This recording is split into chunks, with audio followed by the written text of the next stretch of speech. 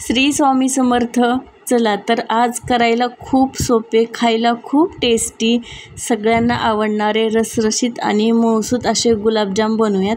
तर मी तर 1 किलो खवा घेतलेला आहे. तर हा खवा मी पुरणाच्या चाळणीतून काढून घेतलेला आहे.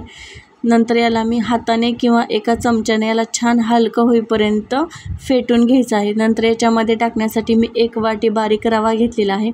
तो रवा मी थोडासा भाजून घेतलेला आहे. तर रवा भाजून थंड झाल्यानंतर ह्याच्यामध्ये मी टाकणार आहे.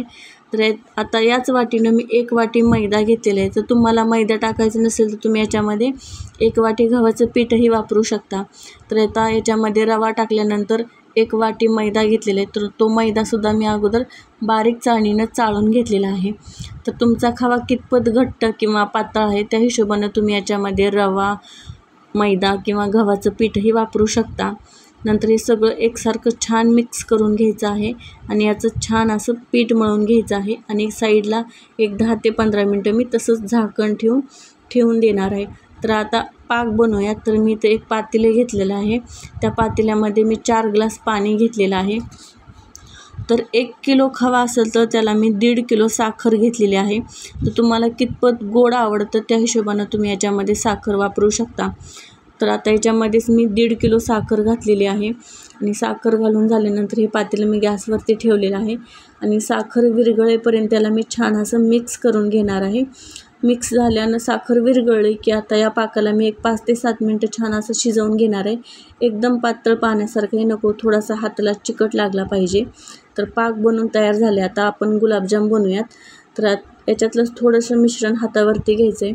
त्याला थोड्याशा चिरा पडल्या की याला आणखी छान हातावरतीच रगडून मळून घ्यायचं आणि त्याचे छान असे गुलाबजाम बनवायचे. तर हे गुलाबजाम मी एक रोल बनवला, त्याला कट केला आणि त्याचे एकसारखे छान असे गुलाबजाम बनवून घेतलेले आहेत. तुम्ही चमच्याच्या मदतीने सुद्धा बनवू शकता. तर हे 1 किलो खव्याचे मी 110 ते 11 गुलाबजाम बनवून झालेले आहेत. तर आता छान असे खरपूस तळून घेऊयात. तर गुलाबजाम तळण्यासाठी शक्यतो पसरट कढई वापरायची, त्याच्यामुळे हे एकसारखे छान असे तळले जातात.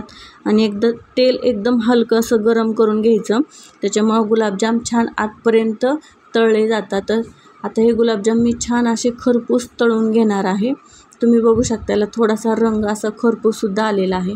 तर आता असे सगळे मी मीडियम गॅसवरती हे गुलाबजाम छान असे तळून घेणार आहे. तर आता हे सगळे गुलाबजाम तळून झालेले आहेत. तर आता याच्यातलंच मी एक गुलाबजाम तुम्हाला तोडून दाखवते. तर ते आतपर्यंत किती छान असे तळले गेलेले आहेत. तर आता पाकसुद्धा मी एका मोठ्या भांड्यामध्ये काढून घेतलेला आहे पसरट, आणि त्यालासुद्धा थोडंसं असं हलकं गरम करून घेतलेलं आहे. खूप गरम केलं की हे गुलाबजाम वरतून एकदम शिजल्यासारखे दिसतात. तर आता हलका गरम पाक आहे की याच्यामध्ये हे गुलाबजाम टाकायचे आहेत. आणि हे गुलाबजाम मुरण्यासाठी 2 ते 3 तास लागलेले आहेत. तर आता सगळे गुलाबजाम याच्यामध्ये टाकून घ्यायचे आहेत. तर तुम्ही याच्यावरती ड्रायफ्रूट टाकू शकता. मी हिरवी वेलचीची पावडर याच्यामध्ये टाकलेली आहे आणि झाकण ठेवून 2 ते 3 तासाला छान असं मुरवत ठेवून दिलेलं आहे.